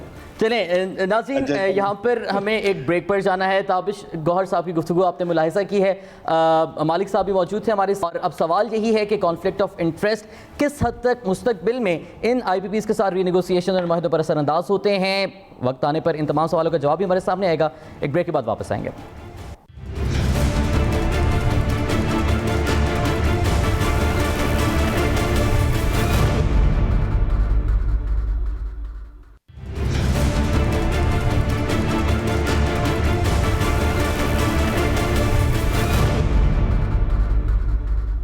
वेलकम बैक नाज़रीन। ब्रेक से पहले काफ़ी दिलचस्प और काफ़ी डिटेल गुफ्तगू हुई IPPs माहिदों पर, हुकूमती तरजीहात पर, और इस हवाले से क्या किसी किस्म का कोई कॉन्फ्लिक्ट इंटरेस्ट है या नहीं है। कुछ सवालात हैं जो पोल्स की सूरत में हमने अपने सोशल मीडिया पर व्यूअर्स के सामने रखे थे। उन पोल्स पर एक नज़र डाल लेते हैं, जानते हैं कि हमारे नाज़रीन और सार्फिन इस हवाले से क्या कहते हैं। पहला सवाल था, मुल्क में तवानाई के बहरान की बड़ी वजह क्या है? 40% लोग ये समझते हैं बिजली चोरी इसकी सबसे बड़ी वजह है, जबकि 30% लोग समझते हैं कमज़ोर पॉलिसियाँ और नाअहली, जबकि 30% लोग यही समझते हैं कि इदारों में सियासी तकर्रियां ही मुल्क में तवानाई के बहरान की सबसे बड़ी वजह है। दूसरा एक पोल था जिसमें हमने लोगों के सामने ये सवाल रखा था सोशल मीडिया पर कि क्या आप हुकूमत की बिजली बहरान से निपटने के इकदामात से मुतमईन है, जिसपे 85% लोगों की एक बड़ी तादाद थी जिसने कहा कि वो इकदामात से मुतमईन नहीं है, जबकि 15% लोग ये राय रखते हैं कि हुकूमत की बिजली बहरान से निपटने के इकदामात से वो मुतमईन हैं, ये इकदामात तसल्ली बख्श हैं। एक और सवाल जो हमने अवाम के सामने रखा था इसी सारे इशू से रिलेटेड के मुल्क में बिजली का गुज़श्ता हफ्ते का ब्रेकडाउन जो हुआ, क्या वो गर्मियों में बदतरीन लोड शेडिंग का इशारा है? 67% लोग ये राय रखते हैं कि जी हाँ, जो गुज़श्ता हफ्ते का ब्रेकडाउन था वो बदतरीन लोड शेडिंग का इशारा है, जबकि 33% लोग ये समझते हैं कि नहीं, इस बदतरीन ब्रेकडाउन को लोड शेडिंग से लिंक नहीं किया जा सकता। इसकी वजह से ये नहीं कह सकते कि मुस्तकिल में लोड शेडिंग होगी या नहीं होगी। ये ना सिर्फ वो पोल्स थे और अवामी राय थी जो हमने आपके सामने रखी कि अवाम क्या इन सूरत हाल के हवाले से राय रखते हैं। अब इस सेगमेंट में हमारे साथ गेस्ट मौजूद हैं। सबसे पहले उन गेस्ट, उन पैनलिस्ट का तारुफ करवाता चलूंगा। ताहिर बशीर चीमा साहब, साबिक MD पेप्को हमारे साथ मौजूद होंगे, जबकि बाहर मुआशियात डॉक्टर फ़ारूक सलीम साहब हमारे साथ हैं, स्टूडियो में हमारे साथ मौजूद हैं। नदीम हबीब एनर्जी स्पेशलिस्ट USAID के साथ ये मुंसलिक हैं, जबकि साबिक member energy planning commission Shahid Sattar साहब भी हमारे साथ मौजूद हैं। इन पैनलिस्ट के साथ अब गुफ्तगू का सिलसिला आगे बढ़ाएंगे। सबसे पहले बात करेंगे फ़ारूक सलीम साहब हमारे साथ मौजूद है। फ़ारूक साहब, सर्कुलर डेट्स का एक पहाड़ अभी भी हमारे सामने मौजूद है और उसमें कमी फिलहाल नजर नहीं आ रही, और फिर in return Awam receiving end पे हैं जो बिजली के महंगे बिल भर रहे हैं, महंगाई से पिस रहे हैं। क्या डायरेक्शन होनी चाहिए गवर्नमेंट की सर्कुलर डेट के पहाड़ से निजात हासिल करने की? जी, आपके साथ बहुत बड़े बड़े एक्सपर्ट्स जो हैं वो बैठे हैं। आम आदमी जो है, जो बिजली का सारिफ है, वो दरख्त नहीं गिनना चाहता। वो उसको ये समझ नहीं है कि MOU साइन हुआ है या नहीं हुआ, या जो कमेटी बनाई गई है उसमें तदादात, उसमें कॉन्फ्लिक्ट ऑफ इंटरेस्ट है या नहीं। वो ये देखता है कि मेरा जो महीने का बिल आ रहा है वो आज से 2 साल पहले क्या था और अब क्या था। मैंने अपना कोई 2-2.5 साल पुराना बिल जो निकाल के देखा है, उसमें मुझे बिजली का 1 यूनिट सारे टैक्स शामिल करने के बाद 11 रुपए का 1 यूनिट पड़ रहा था। जो मैंने 4 या 5 दिन पहले अपना बिल दिया है, वो अब मुझे 28 रुपए का 1 यूनिट पड़ रहा है। यानी कि पिछले तकरीबन 30 महीनों में बिजली जो है वो 11 रुपए से बढ़ी है और 28 रुपए यूनिट पड़ गई है। अब हुकूमत क्या कर रही है, क्या नहीं कर रही, वो मेरे से उसका कोई ताल्लुक नहीं है। मुझे तो ये बताया गया था अगस्त के महीने में कि हमारा MOU साइन हो गया है और अब बिजली की कॉस्ट जो है हुकूमत को वो कम हो जाएगी, यानी कि मेरा बिजली का खर्चा जो है, बिल जो है वो नीचे आ जाएगा। वो तकरीबन 100-150% बढ़ गया है पिछले 30 महीनों में। आपने सर्कुलर डेट के हवाले से सवाल किया। देखिए, मामलात को बड़ा पेचीदा बना के सामने रख दिया जाता है। मैं नहीं समझता हूं कि मामलात इतने पेचीदा हैं। दोनों तरफ से उसको कॉम्प्लेक्स बनाया जाता है ताकि किसी की समझ में ना आए। सर्कुलर डेट अगस्त 2018 में जब PTI की हुकूमत आई थी, तो उस वक्त पावर डिवीजन ने हमें बताया था कि 1100 अरब का सर्कुलर डेट है। फिर 2020 में मुसलसल हमें उमर अयूब साहब जो हमारे वजीर हैं, वो बताते रहे कि उन्होंने बड़ी इस्लाहात कर दी हैं और अब सर्कुलर डेट जो है दिसंबर 2020 तक खत्म हो जाएगा। अब हमें पता ये चला है कि वो 1100 अरब से बढ़ के 2400 अरब पे पहुंच गया खत्म होने की बजाय। अब 3 बड़ी वजूहात हैं। एक तो हम महंगी बिजली खरीद रहे हैं, उसके ऊपर ये MOU की बात हो रही है। दूसरी बहुत बड़ी वजह जो है वो चोरी हो रही है, यानी कि 15 से 20% चोरी हो जाती है। और तीसरी सबसे बड़ी वजह ये है कि बिलों की वसूली नहीं हो पा रही। 89 to 90% बिल जो है, जो बिलिंग होती है वो वसूल होते हैं, 10-11% वहां पे चोरी हो जाती है या वसूली नहीं हो पाती। तो आप सोचिए कि आप महंगी बिजली ले रहे हैं, 15 से 20% आपकी बिजली चोरी हो जाती है, 10% आपके बिल वसूल नहीं होते। अब दुनिया का कौन सा ऐसा कारोबार है जो आप 100 यूनिट बनाएं तो उसमें से 30-35 यूनिट जो है वो चोरी हो जाएं या वसूल ना हो पाए, तो फिर तो बिजनेस नहीं चल सकता। और जो आप अगर PTI का मंशूर खोल के देखें, उसमें वाज़ेह तौर पे सर्कुलर डेट का प्रॉब्लम बताया गया था और उसका हल भी बताया गया था। तो ये कोई रॉकेट साइंस की बात नहीं है, आपको कोई बहुत पढ़ा लिखा बंदा नहीं चाहिए। हमें उसके प्रॉब्लम भी पता है, PTI को भी मालूम है। उन्होंने अपने मंशूर में से लिखा है, 60 सफ़हात का वो मंशूर है, बड़ा क्लियरली लिखा है कि सर्कुलर डेट का प्रॉब्लम है, उसको हमने सॉल्व करना है। सॉल्व किस तरह करना है वो भी हमारे सामने है।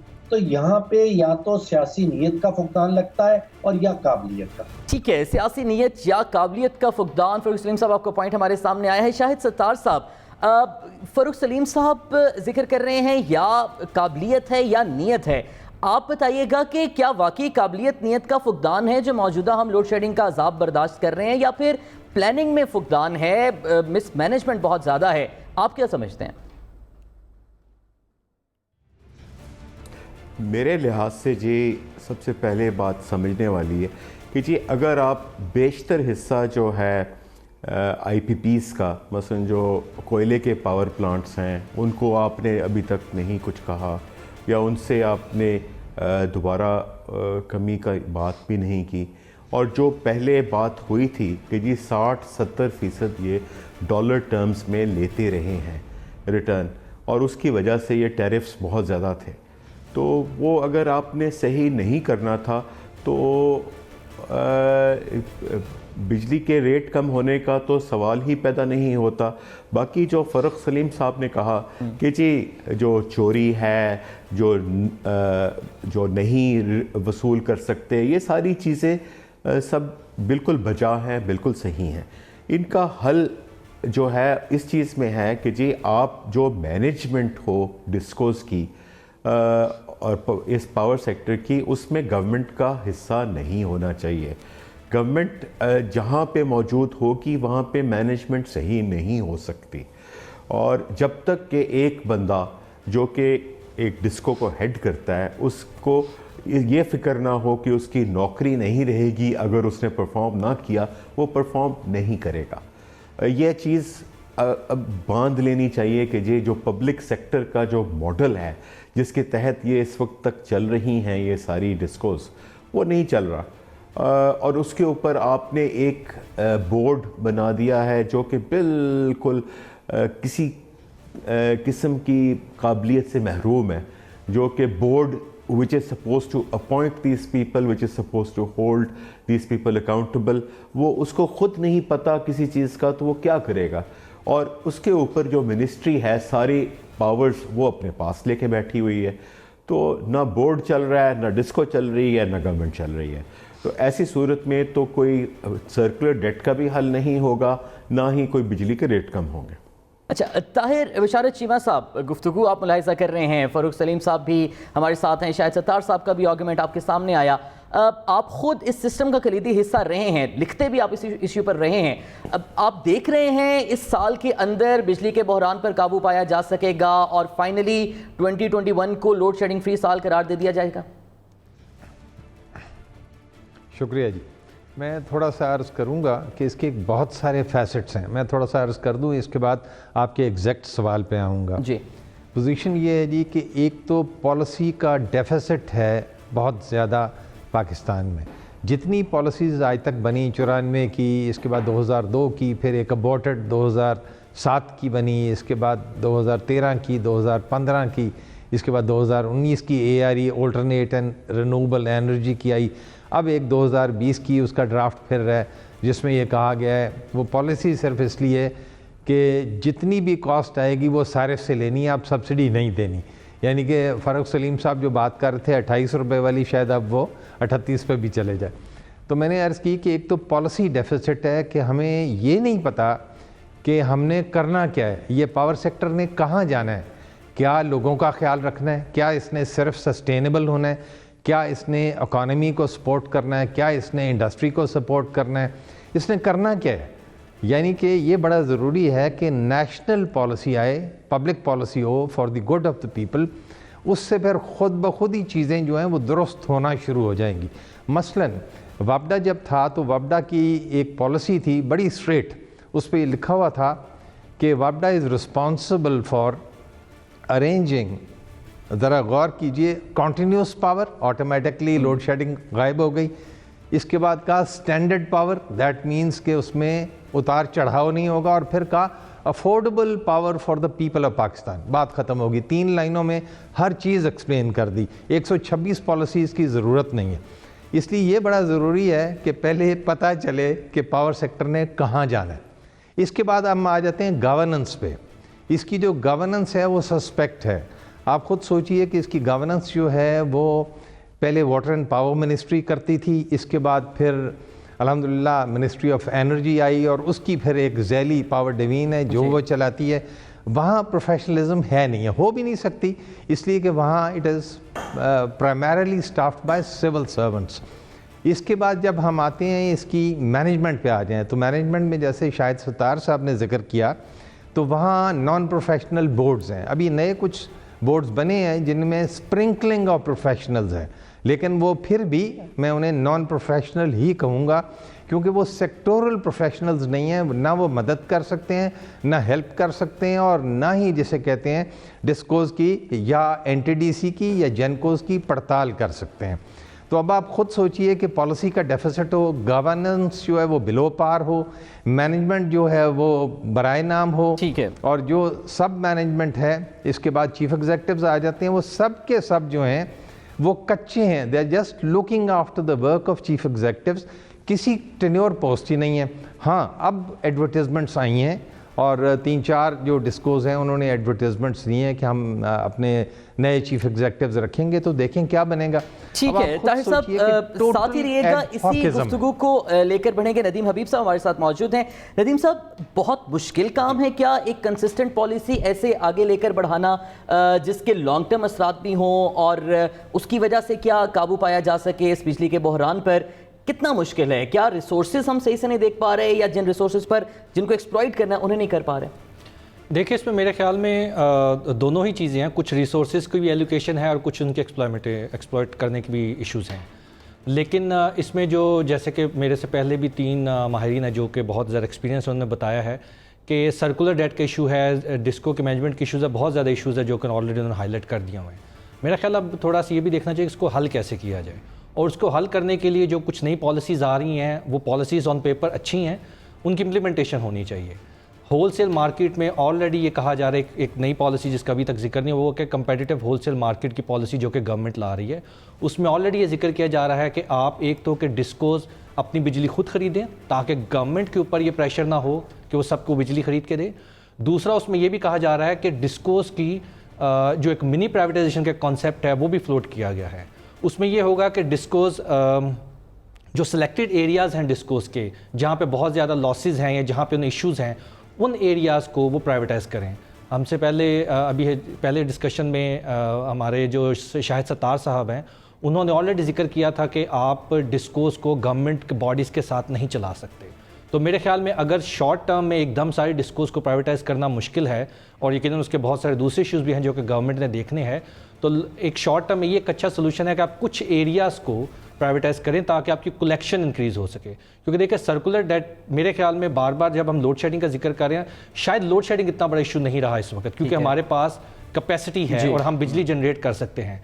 हमारे पास सबसे बड़ा इशू इस वक्त सर्कुलर डेट है, और सर्कुलर डेट को जब आप उसके मुख्तलिफ हिस्से करके देखते हैं तो उसमें सबसे बड़ा हिस्सा डिस्को लॉसेस के।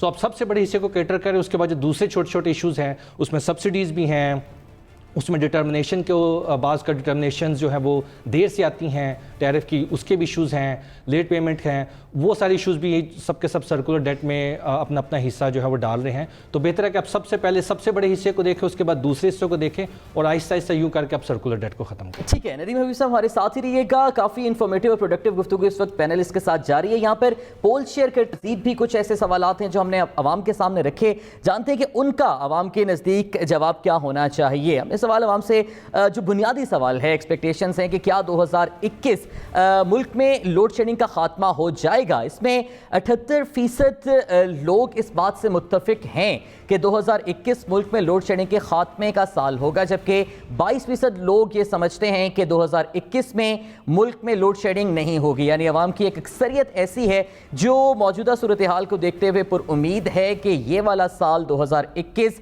मुल्क में बिलाखिर लोड शेडिंग ख़त्म हो जाएगी, और अक़लियत है 21% जो ये समझती है कि नहीं होगी। फिर कराची से रिलेटेड एक बहुत इंपॉर्टेंट क्वेश्चन है कि कराची में बिजली का बहरान हल क्यों नहीं होता। 55% लोग समझते हैं कि इलेक्ट्रिक की बदइंतज़ामी है जो कराची में बिजली बहरान की वजह है। 24% लोग समझते हैं कि कुंडा सिस्टम यानी बिजली की चोरी करने के मुख्तलिफ तरीके ये वजह है, जबकि 21% लोग ये राय रखते हैं कि बिजली की बढ़ती हुई खपत कराची में बिजली के बहरान की एक बड़ी वजह है, और ये वो वजूहात हैं जो कराची में बिजली के बहरान का बायस बनते हैं। अब इन तमाम पोल्स की रोशनी में गुफ्तगू को मजीद भी आगे बढ़ाएंगे, पैनल्स भी हमारे साथ मौजूद है, लेकिन यहाँ पर वक्त हुआ है एक ब्रेक का।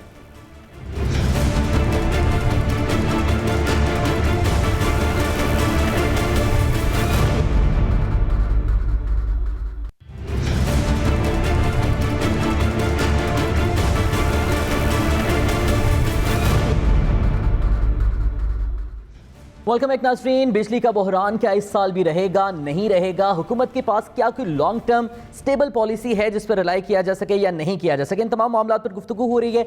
हमारे पैनलिस्ट में अब हमें ज्वाइन किया है डॉक्टर अताउर रहमान साहब ने, chairman science and technology task force हैं। डॉक्टर साहब बहुत बहुत शुक्रिया हमें वक्त देने के लिए। सर, आपसे गुफ्तगू को आगे बढ़ाएंगे। डू यू सी कि कोई लॉन्ग टर्म ऐसी पॉलिसी अभी गवर्नमेंट के पास है जिस पर हम यकीन कर सकें कि हमें बिजली के बहरान से निजात भी मिलेगी और जो बिजली के बिलों का बॉम्ब हमारे ऊपर फूटता है उससे भी बचत हो जाएगी कोई हमारी? जी बिल्कुल, जो गवर्नमेंट के जो प्लान्स हैं, जो पहले जो होता रहा है कि आप कैपेसिटी बढ़ाते रहे हैं, लेकिन कैपेसिटी की को डिलीवर करना ऑन साइट, यानी कि ट्रांसमिशन लाइन जो हैं आपकी वो बहुत कमज़ोर रही हैं और बहुत सारे इलेक्ट्रिसिटी लॉसेस भी रहे हैं इसकी वजह से कि ट्रांसमिशन की कैपेसिटी आपकी सही नहीं थी, जिसकी वजह से आपने जो जनरेशन की है उसका वो फ़ायदा नहीं पहुंच पाया। ठीक है। तो अब जो गवर्नमेंट की पॉलिसी है उसके अंदर 3-4 जो बड़े सुतून हैं।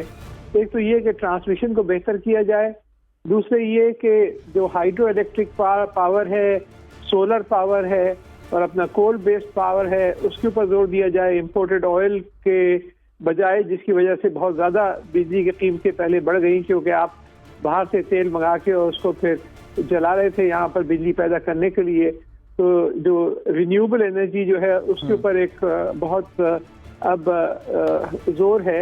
और तीसरा जो है कलेक्शन सिस्टम, क्योंकि बहुत सारी जो बिजली की चोरियां होती रही हैं और जिसकी वजह से जिसका बोझ उन लोगों पर पड़ता है जो बिजली का बिल अदा करते हैं, तो उसको कंट्रोल किया जाए थ्रू वेरियस मैकेनिज्म। तो ये जो है इसकी तरफ अब हुकूमत तेजी से बढ़ रही है और ये बहुत अच्छी पॉलिसीज है और इंशाअल्लाह पाकिस्तान इसमें कामयाब रहेगा। अच्छा फरूख सलीम साहब, डॉक्टर साहब तो काफ़ी पुरुमीद हैं कि गवर्नमेंट अब ठीक पॉलिसीज पर चल रही है।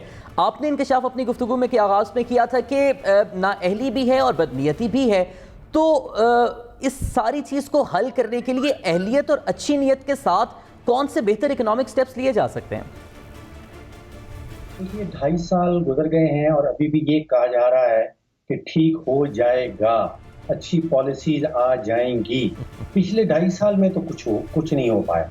पिछले 2.5 साल में जो है वो हमने देखा कि 1100 अरब से गर्दिशी करदा जात जो है वो अब 2400 अरब पे पहुंच गए हैं। यानी कि हालात खराब से खराबतर हुए हैं। अल्लाह करे कि डॉक्टर साहब की कह रहे हो कि फ्यूचर में बाकी जो 2.5 साल रह गए हैं हुकूमत के उसमें कोई बेहतर पॉलिसी सामने आ जाए। पिछले 2.5 साल में हाल अच्छा नहीं।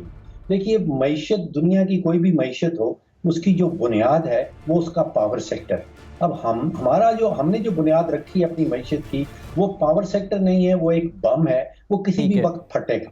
देखिए, आप जब बुनियाद रखते हैं पावर सेक्टर की, अब उसके ऊपर आपने मईशत की एक इमारत तामीर करनी है, चाहे वो 10 मंजिला हो, चाहे वो 100 मंजिला हो, लेकिन बुनियाद मजबूत होनी चाहिए। हमारे यहाँ बुनियाद आप देखिए वो कमजोर से कमजोर तरीन होती चली जा रही है। आपने जो सवाल उठाया था कि लोड शेडिंग होगी 2021 में या नहीं, इस वक्त ये सवाल लोड शेडिंग का नहीं है, ये मसला लोड शेडिंग का नहीं है। ये बहुत बड़ा मसला जो है ये अफोर्डेबिलिटी का हो गया है, और खास तौर पे जो हमारा सनती सेक्टर है। देखिए, अगर सनती सेक्टर बिजली जो है वो इंडिया के मुकाबले में, वो बांग्लादेश के मुकाबले में, वो चीन के मुकाबले में, अगर ठीक है, हमारा बड़ा मसला इस वक्त अफोर्डेबिलिटी का है। फरूख सलीम साहब, आपसे मजीद भी इस पर हम बात करेंगे। ताहिर बशारत चीमा साहब, क्विकली आपसे ये जानना चाहेंगे कि हम बिजली चोरी का एक बड़ा इशू सामने आता है, लॉसेस का बड़ा इशू सामने आता है, इसको कैसे कवर किया जाना चाहिए? जी शुक्रिया। सबसे पहले तो मैं आपको ये अर्ज़ करना चाहूँ कि पावर सेक्टर के 3 फैसेट्स हैं। पहले है जनरेशन का। जनरेशन में जो IPPs हैं वो खाली प्राइवेट सेक्टर में नहीं हैं, बल्कि पब्लिक सेक्टर की भी IPPs हैं। जब तक इनको दुरुस्त नहीं करेंगे, यानी कि जो इसकी परचेज़ है और परचेज़ प्राइस जो है जनरेशन की, इसे दुरुस्त नहीं करेंगे, हम कुछ भी नहीं कर सकते। आप अंदाज़ा लगाइए कि ये मेरा 45वां साल है पावर सेक्टर का, तो ये हैंड्स डाउन एक्सपीरियंस है। यही मैं करता हूँ, यही आता है, इसके अलावा शायद चीज़ें नहीं आती। तो एक तो आपको ये समझ आनी चाहिए, या जो भी इसका मैनेजर है इस वक्त पावर सेक्टर का, उसे समझ आनी चाहिए कि जब तक जनरेशन की परचेज़ और परचेज़ प्राइस को ठीक नहीं करेंगे आगे नहीं चल सकते। इसके बाद हम आते हैं ट्रांसमिशन में हिकअप्स हैं, उसके अंदर प्रॉब्लम्स भी हैं, वो प्रॉब्लम्स दुरुस्त हो जाएंगी। लेकिन असल प्रॉब्लम जो है वो जनरेशन की कॉस्ट है, जो कुछ महीनों में 80% आपकी टोटल कॉस्ट तक पहुंच जाती है। इसके बाद हम आते हैं डिस्ट्रीब्यूशन, जो ये समझा जाता है कि ये सारा डिस्ट्रीब्यूशन का लॉस है। इस सिलसिले में मैं आपको समझा दूं कि जो 5 डिस्कोज़ हैं पंजाब में, उनका इशू नहीं है, मासवाए थोड़े से एरियाज़ हैं सदर्न पंजाब में जहां थोड़ा सा फ़र्क पड़ता है। अदरवाइज़ सिंध, बलूचिस्तान और खैबर पख्तूनख्वा में बहुत इश्यूज़ हैं। इस पर हमने एक स्टडी करवाई तो हमें ये पता चला कि जहाँ HTI ह्यूमन डेवलपमेंट इंडेक्स जो है जहाँ लो है, वहाँ पावर सेक्टर के ऑपरेशंस भी लो होते हैं। जहाँ पर कैपिटा इनकम कम है, वहाँ पावर सेक्टर के जो ऑपरेशंस हैं वो कॉम्प्रोमाइज़ होते हैं। इसके बाद जहां गवर्नमेंटल रेट जो है वो कम है, वहां पावर सेक्टर के ठीक है। ताहिर बशारत साहब, आपका पॉइंट आ गया है। अब क्विकली तमाम पैनलिस्ट से मैं एक सवाल करना चाहूंगा जो हमारे नाज़रीन का भी बहुत बड़ा सवाल है, और मैं चाहूंगा कि क्विकली तमाम पैनलिस्ट सवाल का जवाब दे दें। डॉक्टर अतौर रहमान साहब, 2021 क्या लोड शेडिंग फ्री साल होगा पाकिस्तान में? जी नहीं, मैं नहीं समझता कि लोड शेडिंग अभी फ्री साल हो सकता है। मेरे ख्याल से कम 3 से 5 साल लगेंगे इससे पहले कि आपका जो पॉलिसीज हैं ऑन ग्राउंड इम्प्लीमेंटेशन और ठीक हो। तो मुझे बिल्कुल 2021 में लोड फ्री नहीं होगा मेरे ख्याल से। ठीक है, फरूख सलीम साहब, आप क्या समझते हैं, लोड शेडिंग का खात्मा होगा 2021 में?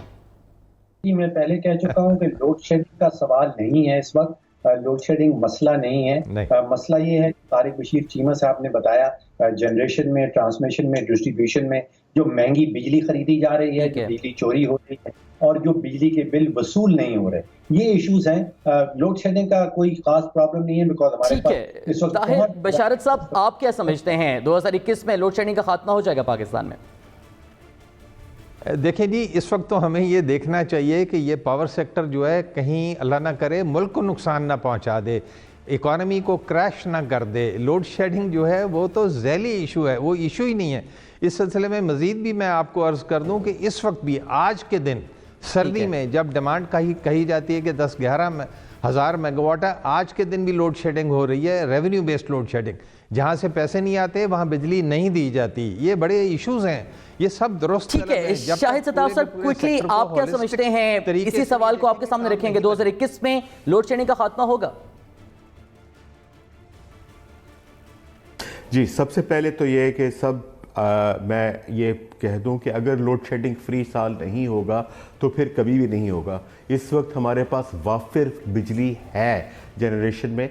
असल मसला जो है वो अफोर्डेबिलिटी का है। हमारे यहाँ जो मईशत है वो चल ही नहीं सकती उन दामों पे जिन दामों पे बिजली फराहम। ठीक है नदीम साहब, आप क्विकली बता दीजिए हमें कि आप क्या समझ रहे हैं 2021 लोड शेडिंग खात्मा होगा पाकिस्तान में? जी, मैं भी डॉक्टर फ़ारूक और दूसरे तमाम पैनलिस्ट से मुतफिक हूँ कि इस वक्त लोड शेडिंग इशू नहीं है। हमारे पास इलेक्ट्रिसिटी इतनी है कि हम उससे तमाम पाकिस्तान में दे सकें। इशू जो इस वक्त है वो यही है कि क्या हम पूरे पाकिस्तान में दे के उतने पैसे कलेक्ट कर सकते हैं जितनी हम बिजली दे रहे हैं, और इसीलिए रेवेन्यू बेस्ड लोड शेडिंग करनी पड़ रही है। वरना अगर सबको बिजली दे दें और वो लॉसेस उसी तरह रहेंगे तो हम कभी भी उसकी पेमेंट नहीं कर सकेंगे। ठीक है, नदीम हबीब साहब, आपका पॉइंट भी हमारे सामने आ गया। यहाँ पर हमें ज्वाइन किया है पाकिस्तान तहरीक इंसाफ के रहनुमा फिरदौस शमीम नकवी साहब हमारे साथ मौजूद हैं। उनसे हम बात करेंगे कि कराची बिलाखिर 2021 में कैसा होगा बिजली के हवाले से, लोड शेडिंग होगी या लोड शेडिंग का खात्मा कराची में देखा जाएगा। बहुत बहुत शुक्रिया फिरदौस शमीम नकवी साहब हमें वक्त देने के लिए। सर, क्या देख रहे हैं आप कराची को, जो के इलेक्ट्रिक के मसाइल हैं, बिजली के मसाइल हैं, काफ़ी गिले शिकवे करते रहे हैं सिंध गवर्नमेंट भी विफाक से, 2021 में क्या एक्सपेक्टेशंस रखें? अगर आप मुझे इजाजत दें तो जो पैनलिस्ट कर रहे थे उसमें मैं एक कमेंट कर दूं, फिर के इलेक्ट्रिक पे आऊं। जी, अगर आपकी इजाजत हो। देखिए, मेरे लिहाज से जो आपके पैनल से कहा है उसके अंदर एक चीज़ और ऐड कर लें। हमने इतनी बिजली खरीद ली है प्राइवेट जनरेशन से और उनसे जो कि हम अफोर्ड नहीं कर सकते, जिसको बेचने का इंतज़ाम ही नहीं हमारे पास था। यानी इस वक्त मुल्क के अंदर जनरेशन कैपेसिटी इस साल के आखिर तक 36,000 मेगावाट तक पहुंच जाएगी और डिस्ट्रीब्यूशन कैपेसिटी 24,000 है। लेकिन वो 12,000 मेगावाट की बिजली का आपको पेमेंट करना पड़ेगा without even having to sell that electricity. That's the big problem. और ये प्रॉब्लम जो है ये करंट गवर्नमेंट की क्रिएट नहीं की हुई है। ये है। दूसरी चीज़ ये कि हमने जिस वक्त ख़रीदारी कर रहे थे हमने अपनी एनर्जी मिक्स का ख्याल नहीं रखा कि क्या ये मुल्क अफोर्ड भी कर सकेगा इतनी महंगी बिजली जानी। वैसे ये भी दुरुस्त है कि दुनिया में कहा जाता है, ये मशहूर मुहावरा है कि most expensive power is the power you don't have, electricity की। अब आते हैं कराची इलेक्ट्रिक सप्लाई के ऊपर, जिसका आपने मुझसे सवाल पूछा है। कराची इलेक्ट्रिक सप्लाई का जो सूरत हाल हम देख रहे हैं वो कुछ ऐसी है कि इस साल अप्रैल के अंदर कराची इलेक्ट्रिक सप्लाई के जो नेशनल ग्रिड से 400 मेगावाट बिजली का और इजाफा होगा। 250 मेगावाट नेट इजाफा होगा मई के महीने में, जब उनका नया पावर प्लांट ऑपरेशनल हो जाएगा, जिसकी कैपेसिटी 450 मेगावाट है, लेकिन 200 मेगावाट रिटायर की जाएगी। 650 मेगावाट इजाफा हो जाएगा और एक 450 मेगावाट का इजाफा जो है वो होगा दूसरा प्लांट के ऑपरेशनल होने में। तो इस तरह 1100 मेगावाट बिजली का इजाफा होगा कराची की एग्जिस्टिंग सप्लाई, जो कि 3100 मेगावाट की कैपेसिटी थी, वो 4200 मेगावाट हो जाएगी। ठीक है। इस साल पीक डिमांड जो आई थी, जिस पे लोड शेडिंग हुई थी कि 2800-2900 सप्लाई हो रही थी और पीक डिमांड 3700 मेगावाट थी। हर साल कराची के अंदर जो सप्लाई डिमांड इंक्रीज हो रही है वो 10% से है। तो अगर हम अपनी पूरी कैपेसिटी को सही तरीके से यूटिलाइज करेंगे तो होपफुली अगस्त ऑनवर्ड्स कराची के अंदर लोड शेडिंग नहीं होगी। ठीक है। और उससे पहले लोड शेडिंग चलती रहेगी और उसका डिफरेंशियल वो होगा जो नंबर्स का है। ठीक है, फिरदौस साहब हमारे साथ ही रहिएगा। यहाँ पर हमें ज्वाइन किया है कि इलेक्ट्रिक की तर्जुमान नूर अफशा हमारे साथ मौजूद है। बहुत बहुत शुक्रिया नूर अफशा साहब हमें वक्त देने के लिए। नूर, 2020 तो कराची वालों पर बिजली की तरह गिरा है लोड शेडिंग को लेकर। 2021 में भी कराची वाले आपसे क्या उम्मीद रखें फिर?